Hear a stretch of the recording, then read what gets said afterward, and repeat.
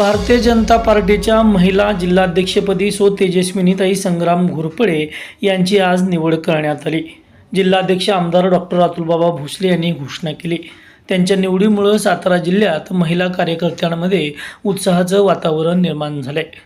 तेजस्विनीताई संग्राम घोरपडे यांनी सामाजिक व संघटनात्मक क्षेत्रात सक्रिय कार्य करणाऱ्या नेतृत्व म्हणून ओळखल्या जातात। स्वाभिमानी महिला सखी मंचच्या कार्याध्यक्ष म्हणून त्यांनी उल्लेखनीय कामगिरी बजावत कराड उत्तर विधानसभा मतदारसंघात सुमारे 25,000 महिलांचे मजबूत संघटन उभे केले आहे।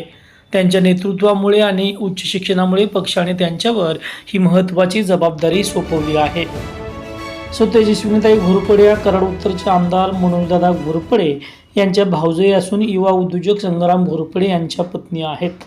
स्थानिक पातळीवरील प्रभावी संघटन कौशल्य लक्षात घेऊन जिल्हाभर महिला संघटन बळकट करण्याच्या उद्देशाने त्यांची ही निवड करण्यात आल्याचं पक्षातील सूत्रांनी सांगितलं।